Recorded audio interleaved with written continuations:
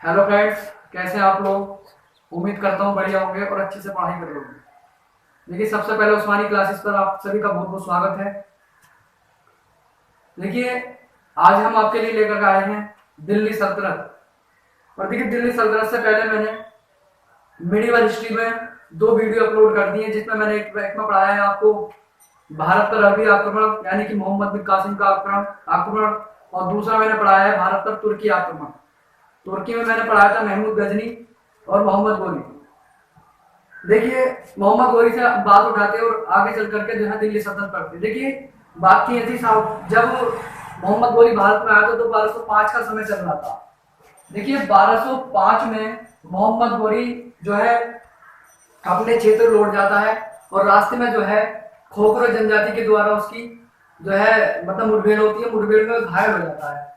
घायल हो जाने के बाद में 1206 में गौड़ क्षेत्र में उसकी क्या हो जाती है, मृत्यु हो जाती है। ठीक है, तो 1206 में जैसे ही मोहम्मद गोरी की मृत्यु होती है तो उसके चार गुलाम निकल कर आते हैं। वो चार गुलाम कौन कौन से थे? देखिए, वो चार गुलाम थे आपके। सबसे पहला गुलाम था आपका कुतुबुद्दीन ऐबक। ये गुलाम थे किसके? गोरी के गुलाम थे। और ये गोरी के गुलाम कौन कौन से थे? पहला था कुतुबुद्दीन ऐबक ऐबक और दूसरा था हमारा कुवाचा और तीसरा था हमारा यालदोज और चौथा था हमारा बख्तियार काकी। देखिए, हुआ क्या, 1205 में इसके पिता गयासुद्दीन मोहम्मद शाम की मृत्यु हो जाती है।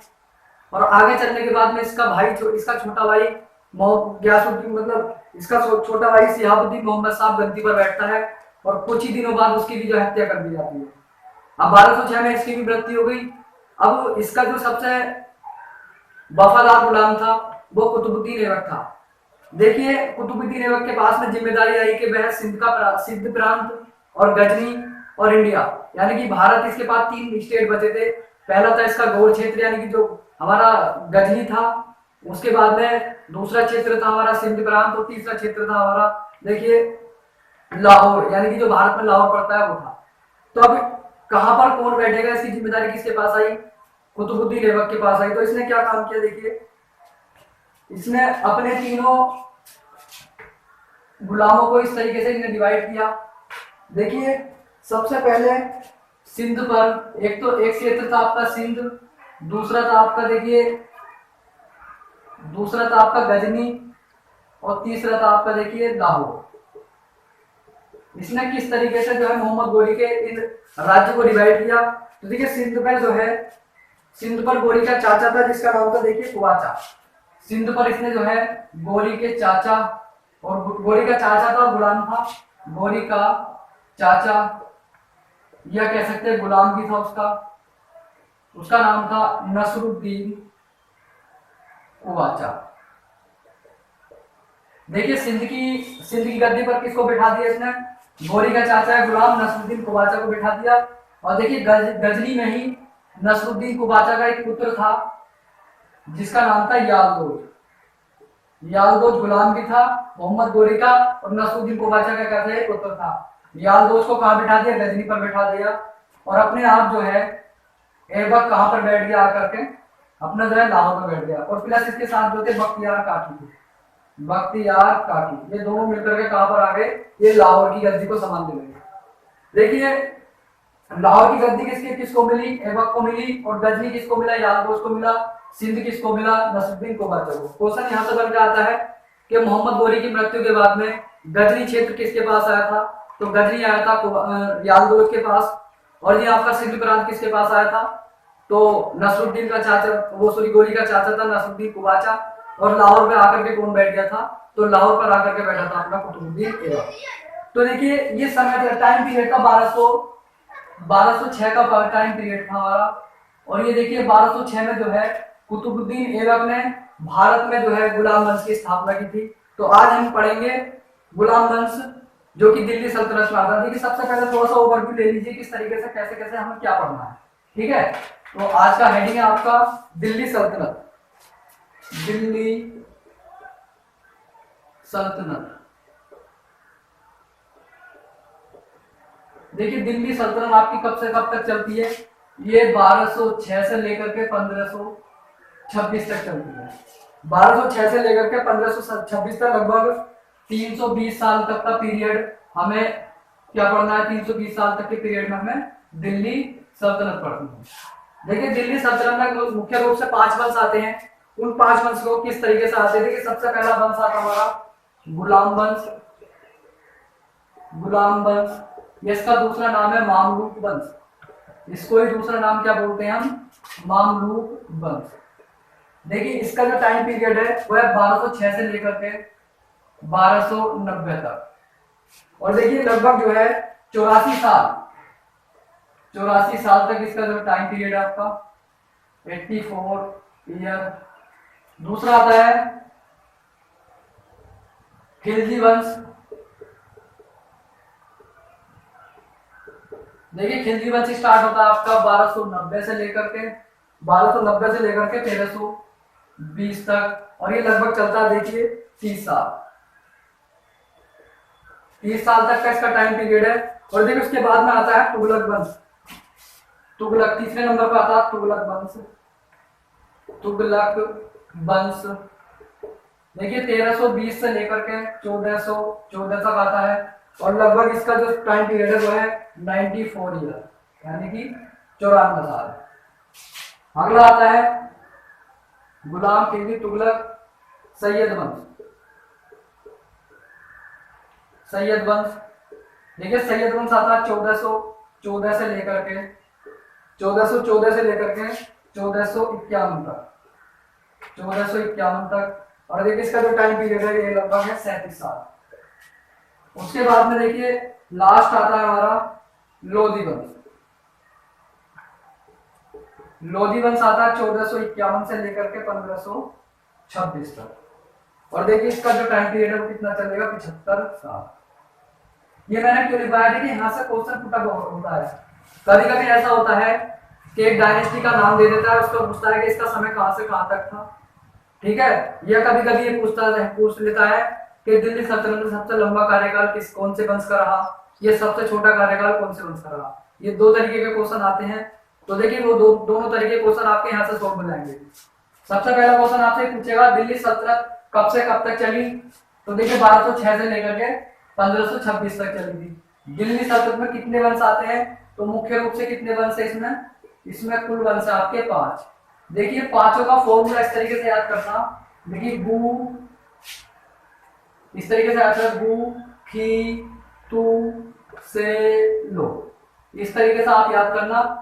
गु से गुलाम वंश, ख से खिलजी वंश, त से तुगलक वंश, स से सैयद वंश और ल से लोधी वंश। ये टोटल मिलाकर कितने वंश हो गए, कुल मिलाकर के 5 वंश, ठीक है। तो पहला गुलाम वंश, इसका दूसरा नाम है आपका मामलूक वंश। ये कब से कब तक चलता है, 1206 से लेकर के 1290 तक, और लगभग कितने टाइम पीरियड रहता है, 84 साल तक। इन टोटल मिलाकर के कितने साल तक राज करेगा दिल्ली सल्तनत पे, 320 साल तक, ठीक है। टोटल मिलाकर के दिल्ली सल्तनत कब से कब तक चली थी, 320 साल तक चली थी, 1206 से लेकर के 1526 तक, ठीक है। दोस्तों आगे चलते हैं। दूसरा वंश आता है आपका खिलजी वंश। ये आपका 1290 से लेकर के 1320 तक चलेगा, और मात्र 30 साल तक चलेगा ये। अगला आएगा देखिए गुलाम तुगलक वंश। ये 1320 से लेकर के 1414 तक चलेगा, और ये लगभग देखिए 94 साल तक रहेगा, 94 ईयर तक रहेगा। चौथे नंबर पर आएगा सैयद वंश, 1414 से लेकर के 1451 तक, ये लगभग 37 साल तक रहेगा। और 5वें नंबर पर आएगा लोधी वंश। ये 1451 से लेकर के 1526 तक रहेगा, लगभग 75 साल, ठीक है। तो यहाँ से आपके 2 क्वेश्चन ये बन आएंगे कि सबसे लंबा टाइम पीरियड कौन से वंश का है। तो देखिए आप, सबसे लंबा टाइम पीरियड कौन सा है, तुगलक वंश का, यानी कि दिल्ली सल्तनत का सबसे लंबा वंश कौन सा है, वो है आपका तुगलक वंश। और सबसे छोटा वंश कौन सा है, सबसे छोटा कार्यकाल कौन से वंश का रहा, तो खिलजी वंश का रहा, मात्र 30 साल।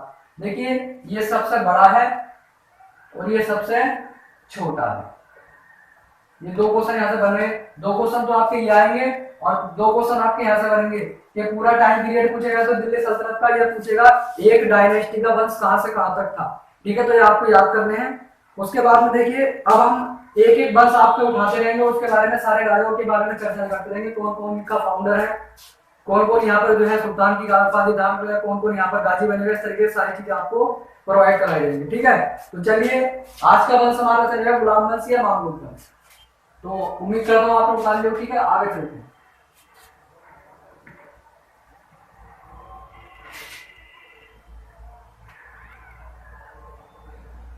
देखिए दिल्ली सल्तनत में सबसे पहला वंश आता है गुलाम वंश। गुलाम वंश, यह इसका दूसरा नाम है मामलूक वंश। देखिए इसका जो टाइम पीरियड है कब से कब तक है, 1206 से लेकर के आपका गुलाम वंश का जो टाइम पीरियड है 1206 से लेकर के 1290 तक। ठीक है, अब देखिए इसमें किस तरीके से कौन कौन से सुल्तान होते हैं, कौन कौन से राजा यहाँ पर आते हैं, कौन कौन से चीजें आती हैं। ठीक है, तो सबसे पहले देखिए पहला इसमें जो बनता है, इसका संस्थापक कौन है, कुतुबुद्दीन ऐबक। कुतुबुद्दीन ऐबक, देखिए कुतुबुद्दीन ऐबक इसका संस्थापक है। उसका जो टाइम पीरियड है वो 1206 से लेकर के 1210 तक। इसका टाइम पीरियड कब से कब तक है, 1206 से लेकर के 1210 तक। मैं आपको ये सारे जो राजाओं का क्रम है वो बताने वाला हूँ, यानी कि दिल्ली सल्तनत में कितने राजाओं ने राज किया है। ठीक है, तो दूसरे नंबर पर आता है आपका इल्तुतमिश। इल्तुतमिश देखिए ये आता 1210 से लेकर के 1210 से लेकर के आता 1236 तक। तीसरे नंबर पर आता है देखिए रजिया। रजिया आती है आपकी देखिए 1200 नहीं, उसके बाद में रुकनुद्दीन आता है तीसरे नंबर पर। रुकनुद्दीन देखिए इसका ज्यादा बड़ा शासन नहीं होता, 1236 से लेकर के 1236 में निपट जाता है, यानी कि मात्र 2 या 3 साल 2 या 3 महीने के लिए राजा बनता है। उसके बाद में रजिया इसको क्या कर देती है, इसकी हत्या करवा देती है और बाद में रजिया बन जाती है। कहानी बताऊंगा आगे चल करके, पहले राजा का क्रम देख लो। रजिया ये बनती 1236 से लेकर के 1240 तक। 1236 से लेकर के 1240 तक बनती है। उसके बाद में आता है बहराम शाह। बहराम शाह देखिए वो 1240 से लेकर के आता है 1242 तक। उसके बाद में आता है छठे नंबर पे बहराम शाह के बाद में आता है नसरुद्दीन महमूद। नसरुद्दीन महमूद देखिए 1242 से लेकर के नसरुद्दीन महमूद का शासनकाल है 1266 तक का। और देखिए उसके बाद में आता है बलबन, इसको रख कर दूं, देखिए इसको उतार लेना। अब छठे नंबर पर आएगा, 7वें नंबर पर आएगा आपका बलबन।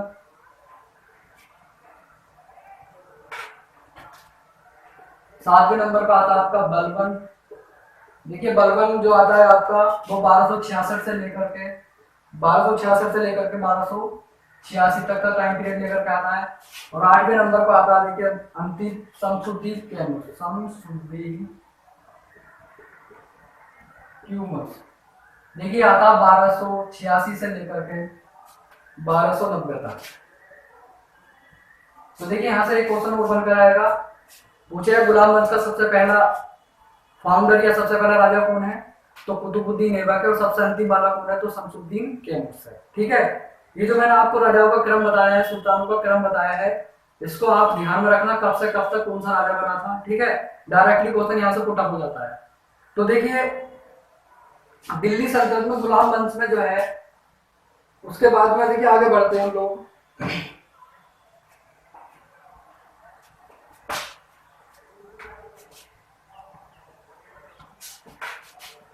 देखिए आप पढ़ते हैं गुलाम वंश में संस्थापक कौन है इसका, इसका संस्थापक है आपका कुतुबुद्दीन ऐबक। देखिए इसको पढ़ने से पहले आप ये समझिए, दिल्ली सल्तनत में 3 वंश चले हैं। एक तो कुतुब वंश, एक था शमसी वंश और एक था बलबली वंश। देखिए कभी कभी क्वेश्चन यहाँ से पुट हो जाता है, कुतुब वंश का फाउंडर कौन है, शमसी वंश का फाउंडर कौन है और बलबली वंश का फाउंडर कौन है, यानी कि संस्थापक कौन है। तो ध्यान रखना, कुतुब वंश का संस्थापक है कुतुबुद्दीन ऐबक। और देखिए शमसी वंश का कौन है, इल्तुतमिश। इल्तुतमिश। और देखिए बलबनी वंश का फाउंडर कौन है? बलबन। तो ये भी आपको ध्यान रखना है। यानी कि दिल्ली सल्तनत के अंतर्गत ये 3 वंश और निकल के आते हैं। सबसे पहला शमसी वंश, दूसरे नंबर का शमसी वंश, पहले नंबर का कुतुब वंश, दूसरे का शमसी वंश, तो तीसरे नंबर पर आता है बलबनी वंश। इनके फाउंडर का भी ध्यान देना। कुतुब वंश का है कुतुबुद्दीन ऐबक, शमसी वंश का है इल्तुतमिश, और बलबनी वंश का है आपका बलबन। ठीक है। अब देखिए हम बात कर रहे हैं संस्थापक की कुतुबुद्दीन ऐबक की। सबसे पहले इसके बारे में जान लेंगे कैसे क्या था। देखिए इसका जो टाइम पीरियड है आपका 1206 से लेकर के 1290 तक कौन राजा बना था? ये कुतुबुद्दीन ऐबक बना था। देखिए बात ये थी, ये जो है इसका जन्म कहां पर हुआ था? इसका जन्म हुआ था देखिए तुर्किस्तान में, और जाति भी क्या थी इसकी? तुर्क थी। ये तुर्क जाति का था, तुर्किस्तान में इसका जन्म हुआ था। देखिए उस समय क्या था, तुर्किस्तान में एक निशापुर का बाजार लगा करता था। क्या नाम था उसका बाजार का? निशापुर का बाजार लगा करता था। कहां पर? आपके तुर्किस्तान में। वहां का एक बहुत ही मतलब शक्तिशाली व्यक्ति था जिसका नाम था अजीज कुकी। देखिए सबसे पहले निशापुर के बाजार में से खरीद करके कुतुबुद्दीन ऐबक को कौन लेकर के आया था? अजीज कुकी लेकर के आया था। उसके बाद में अजीज कुकी ने गजनी के बाजार में इसको जो है मोहम्मद गोरी को बेचा था। यानी कि पहले क्या होता था, गुलाम खरीदे और बेचे जाते थे। तो सबसे पहले कुतुबुद्दीन ऐबक को खरीदा किसने था? निशापुर के बाजार में अजीज कुकी ने खरीदा था। दूसरे नंबर पे गजनी के बाजार में लाया गया उसको, और उसके पास अपनी एक कुशलता थी। यानी कि सैनिक की तरह उसकी कुशलता थी, बाढ़ चलाना जानता था, और एक तरह से बहुत ही बहादुर व्यक्ति था। उसकी बहादुरता को देख करके मोहम्मद गोरी ने उसको गजनी के बाजार से खरीद लेता है। और जैसे ही गजनी के बाजार से मोहम्मद गोरी खरीद कर लाता है, उसकी सैन्य कुशलता को देख करके उसे अमीर आफूर का पद दे देता है। ठीक है। देखिए सबसे पहला पद मोहम्मद गोरी इसको क्या बना देता है? देखिए गोरी जब इसको खरीद करके लाया गजनी के बाजार से, तो इसको बना दिया देखिए अमीर ए आफूर। तो यहाँ से क्वेश्चन आता, अमीर ए आफूर की उपाधि कुतुबुद्दीन ऐबक को किसने दी थी? तो मोहम्मद गोरी ने दी थी। ठीक है, ध्यान रखना, मोहम्मद गोरी ने कुतुबुद्दीन ऐबक को किसकी उपाधि दी थी? अमीर आफूर की। इसका मतलब होता है देखिए अस्तबल का प्रधान। अस्तबल आप जानते होंगे। अस्तबल का प्रधान यानी कि जो घोड़े जहां पर बनते हैं उसका जो हेड होता है, सेनापति जो होता है, उसको बोलते हैं अमीर आफूर। तो ये कई बार क्वेश्चन यहाँ से बना था, पूछा था कि कुतुबुद्दीन ऐबक को अमीर आफूर की उपाधि किसने दी थी? उसमें 4 ऑप्शन मिलेंगे, मोहम्मद बिन कासिम मिलेगा, मोहम्मद गोरी मिलेगा, या महमूद गजनी मिलेगा। एक फाउंडर आपका दे देगा, तो आपका जवाब क्या होगा? उसमें जवाब होगा आपका मोहम्मद गोरी। देखिए जब मोहम्मद गोरी ने इसको अमीर आफूर का पद दिया, तो पहले से इसका लोकप्रिय गुलाम रहा था। और जब इसकी मृत्यु हुई मोहम्मद गोरी की, तो 1205 में जो है सारा राजपाट किसके हाथ में सौंप गया था? ये मोहम्मद मतलब जो है कुतुबुद्दीन ऐबक के पास में छोड़ गया था। तो कुतुबुद्दीन ऐबक ने जो है सबसे पहले भारत में मुस्लिम वंश की स्थापना की। 1206 में सबसे पहला मुस्लिम वंश कौन सा बनाया कुतुबुद्दीन ऐबक ने? गुलाम वंश। इसको कहते हैं मामलूक वंश। ठीक है। और देखिए भारत पर मुस्लिम राज की स्थापना, देखिए 2 क्वेश्चन यहाँ से बनकर आते हैं, भारत में प्रथम मुस्लिम वंश और भारत में प्रथम मुस्लिम राज। तो अगर राज की बात आए तो भारत में प्रथम मुस्लिम राज का संस्थापक माना जाता है मोहम्मद गोरी को। अगर क्वेश्चन आए कि बताइए भारत में सबसे पहला मुस्लिम वंश किसने चलाया था, तो वो चलाया था आपका कुतुबुद्दीन ऐबक ने। और वो वंश कौन सा था आपका? गुलाम वंश, या दूसरा नाम है इसका मामलूक वंश। ठीक है, यहाँ तक की बात हो गई। अब देखिए आगे चलते हैं। जब इसको खरीद कर लाए, तो खरीदने के बाद में जो है मोहम्मद गोरी ने इसको अपना क्या बना लिया? अस्तबल का प्रधान बना लिया, या एक अपना लोकप्रिय गुलाम बना लिया।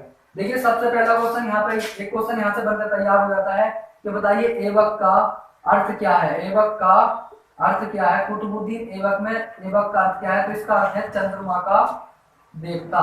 यानी कि इसका नाम है चंद्रमा का देवता।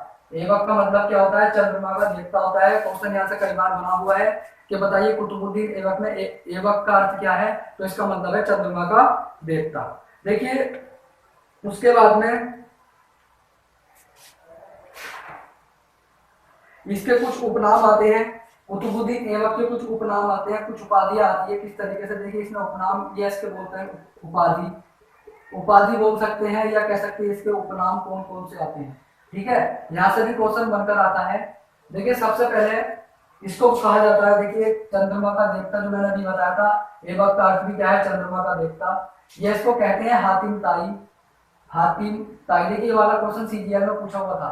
हातिम ताई या दूसरा नाम है इसका फरिश्ता, फरिश्ता भी इसको कहते हैं। और देखिए इसको लाख बख्श भी कहते हैं, लाख बख्श या इसको कहते हैं देखिए कुरान खां। इसके 3-4 नाम आते हैं, पहला हातिम ताई, दूसरा फरिश्ता, तीसरा लाख बख्श, चौथे नंबर पर आता है कुरान खां। देखिए क्या होता है, हातिम ताई का मतलब होता है देखिए एक तरीके फरिश्ता या फरिश्ता भी देखिए वही मतलब ये है कि एक तरह से अच्छे काम करने वाला जो व्यक्ति होता है उसको हातिम ताई या फरिश्ता बोलते हैं। लाख बख्श इसको इसलिए कहा जाता है, देखिए ये बहुत ही गरीब परिवार में पैदा हुआ था, इसको पता था कि गरीबी की हालत होती क्या है, और अपनी कार्य कुशलता के बल पर जो है, अपनी टैलेंट के बल पर यह जो है कहां तक पहुंचा था, अस्तबल का प्रधान बन गया था। प्रधान बनने के बाद जो है ये मोहम्मद गोरी का बहुत ही वफादार गुलाम भी बन गया था। यानी कि कहने का मतलब ये नहीं जानता था गरीबी क्या होती है। और जब ये फाउंडर बना और जब ये राजा बना, सुल्तान बना, तो इसने जो है जनता में लाखों के रुपए बांटे और लाखों का दान देने वाला एकमात्र सुल्तान था जिसका नाम था कुतुबुद्दीन ऐबक। और वहीं से जो है दिल्ली जनता ने इसको किस चीज की उपाधि दी, लाख बख्श की उपाधि दी। ठीक है। और देखिए इसको कुरान खां क्यों कहा जाता है, क्योंकि ये बहुत ही सुरीली आवाज में क्या पढ़ाता था, कुरान पढ़ाता था, इसलिए इसको क्या कहा जाता है, कुरान खां कहा जाता है। ठीक है। देखिए इसने अपनी राजधानी किसको बनाई थी, राजधानी, देखिए आपको सभी को पता है इसकी राजधानी क्या थी, लाहौर। इसने अपनी राजधानी किसको बनाई थी, लाहौर को बनाई थी। देखिए इससे पहले मोहम्मद गोरी ने अपनी राजधानी किसको बनाया था, दिल्ली को बनाया था। लेकिन बाद में जब इसने अपनी गुलामगंज की स्थापना की तो गुलामगंज की जो राजधानी बनाई वो किसको बनाई, लाहौर को बनाया। ठीक है। अब देखिए ये एक क्वेश्चन यहाँ से भी आता है कि दिल्ली सल्तनत की दरबारी भाषा क्या थी। तो देखिए दरबारी भाषा क्या थी दिल्ली सल्तनत की, वो थी आपकी फारसी। यानी कि जो भी काम होते थे वो कायम होते थे फारसी में होते थे। कह सकते हैं कि राजधानी क्या थी, लाहौर थी, और दरबारी भाषा क्या थी, इसकी फारसी थी। इसके उपनाम या उपाधि कौन कौन सी थी, हातिम ताई, फरिश्ता, लाख बख्श या कुरान खां। देखिए एक उपाधि और थी इसके पास जिसका नाम था सिपह सालार, सिपह सालार। देखिए ये क्वेश्चन यहां से आता है, पूछेगा दिल्ली सल्तनत का या गुलामगंज का ऐसा कौन सा राजा था जिसने अपने आप को सिपह सालार की उपाधि दी, न कि सुल्तान की। ठीक है। देखो यहाँ से क्वेश्चन दो तरीके से एक और आ जाते हैं। देखिए पूछेगा दिल्ली सल्तनत का वास्तविक, गुलामगंज का वास्तविक संस्थापक कौन है, तो वास्तविक संस्थापक माना जाता है इल्तुतमिश। क्यों, क्योंकि उसने जो है सुल्तान की उपाधि धारण की थी। लेकिन हमारा जो कुतुबुद्दीन ऐबक है इसने सुल्तान की उपाधि नहीं धारण की थी और ना ही इसने अपने नाम का खुतबा बुलवाया था। और ऐसा मानना है, इतिहासकार ऐसे कहते हैं, जो व्यक्ति है, जो कोई भी फाउंडर होता है, जो कोई भी राजा होता है, वो अपने नाम का खुतबा नहीं पढ़वाता है और ना ही अपने आप को सुल्तान की उपाधि देता है, तो वो वास्तविक राजा या वास्तविक फाउंडर नहीं माना जाता है। इसलिए जो है मामलुक वंश का, गुलाम वंश का असली जो मतलब वास्तविक सुल्तान है, वास्तविक जो संस्थापक वो कौन है, इल्तुतमिश है। लेकिन नाम मात्र का संस्थापक कौन है, आपका कुतुबुद्दीन ऐबक। क्यों है, क्योंकि इसने कभी भी अपने नाम का खुतबा, कभी भी ना तो इसने अपने नाम का खुतबा पढ़वाया और ना ही इसने अपने नाम के सिक्के चढ़वाए और ना ही इसने सुल्तान की उपाधि धारण की। ठीक है। लेकिन ऐसा माना जाता है, देखिए सुल्तान की उपाधि जो देता था बगदाद का खलीफा देता था। इससे पहले मोहम्मद गोरी ने अपने आप को सुल्तान की उपाधि धारण करवा ली थी और महमूद गजनी ने भी अपने आप को सुल्तान की उपाधि धारण करवा दी थी। और देखिए मोहम्मद बिन कासिम ने भी अपने आप को सुल्तान या गाजी करवाया था। लेकिन बगदाद के खलीफा ने वैधानिक तौर पर जो सुल्तान की उपाधि दी है वो इल्तुतमिश को दी है। इन्होंने अपने आप उपाधि धारण की थी, लेकिन जो वास्तविक उपाधि थी, जो वैधानिक रूप से उपाधि दी थी, वो किसको दी गई थी, मतलब जो है इल्तुतमिश को दी गई थी। इसलिए जो है इल्तुतमिश को गुलाम वंश का वास्तविक संस्थापक माना जाता है। ठीक है। चलिए आगे बढ़ते हैं।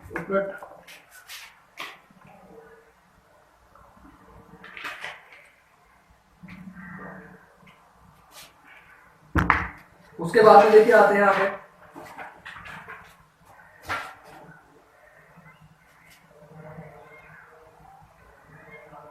आगे देखिए इसके कुछ निर्माण कार्य भी आते हैं।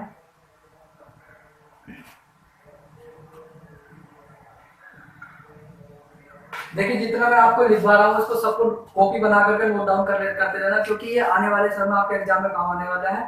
और देखिए क्वेश्चन बहुत अधिक मात्रा में यहाँ से बनते हैं, हर एग्जाम में बहुत अच्छी मतलब मात्रा में यहाँ से क्वेश्चन बनते हैं। और आप इसको सही तरीके से पढ़ते रहना। और देखिए बहुत डिटेल से मैं पढ़ा रहा हूँ, ये कोई छोटी मोटी डिटेल नहीं है आपकी। देखिए यहाँ से जो है ना सीजीएल तक का, CGL, SSC CGL, SSC steno, CPU, या कह सकते हैं डाटा एंट्री, CHSM, जो भी कुछ मतलब समुदाय वगैरह के जो एग्जाम आते हैं या ऑल फोर्स के जितने भी एग्जाम आते हैं, सभी से ही यहाँ पर सभी एग्जाम में यहाँ से क्वेश्चन पुट अप होते हैं। तो आप जो है इसको सही तरीके से पढ़ें, इसको नोट डाउन करें, या हो सके तो स्क्रीनशॉट ले लिया करें, बाद में इसको जो है नोट डाउन कर लिया करें, आपकी मर्जी है। लेकिन मेरा कहने का मकसद ये है कि जब आप इसको देखो तो आप इसको जरा नोट डाउन जरूर करें, क्योंकि नोट डाउन करने से क्या होगा, आपको लंबे समय तक चीजें याद रहती हैं। ठीक है, तो चलिए इसके कुछ निर्माण कार्य हैं।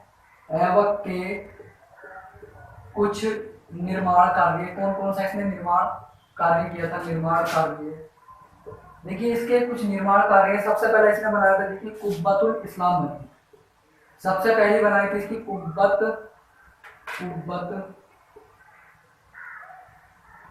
उल इस्लाम मस्जिद, इस्लाम मस्जिद।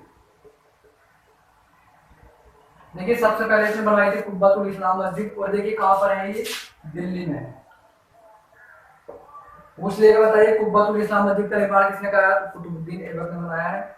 और देखिए भारत में बनने वाली तुर्कों की पहली मस्जिद, ऐसे भी क्वेश्चन पुट हुआ है, बताइए भारत में पहली बनने वाली तुर्कों की मस्जिद कौन सी थी? तो हमारी थी कुब्बतुल इस्लाम मस्जिद। ठीक है, तो इसको बोलते हैं पहली तुर्की मस्जिद। इसको क्या बोलते हैं? भारत में पहली तुर्की मस्जिद। ये भी क्वेश्चन आपका आ सकता है, ठीक है, ध्यान रखना। तो इसको बनवाया गया था कुतुबुद्दीन ऐबक ने।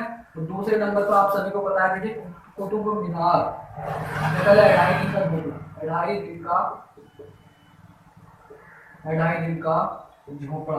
देखिए झोपड़ा जो है, झोपड़ा नहीं, वास्तव में क्या है, ये मस्जिद है। और ये कहाँ बनाई थी आपकी?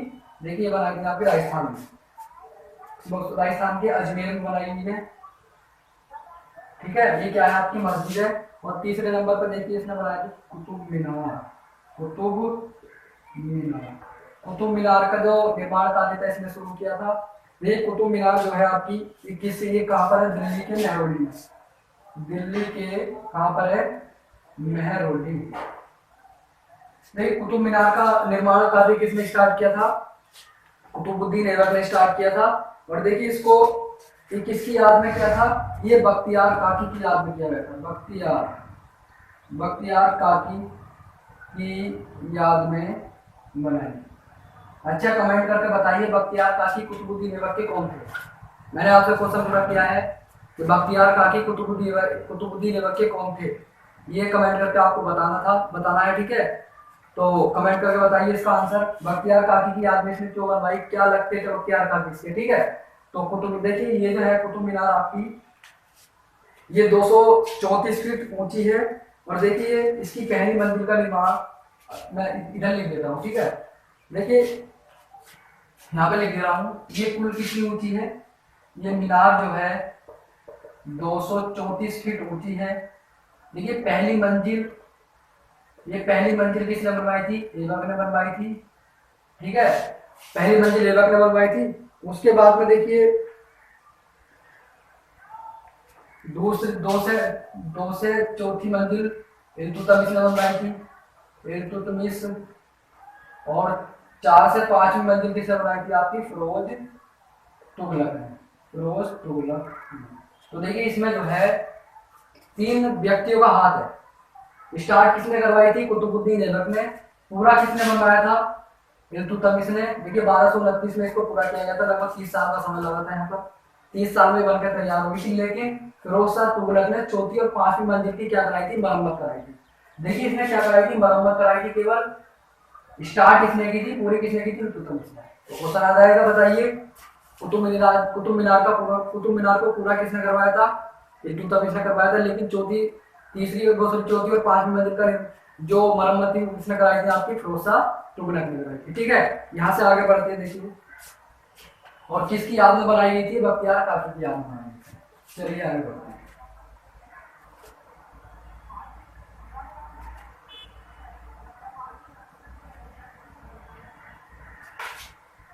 देखिए उसके बाद में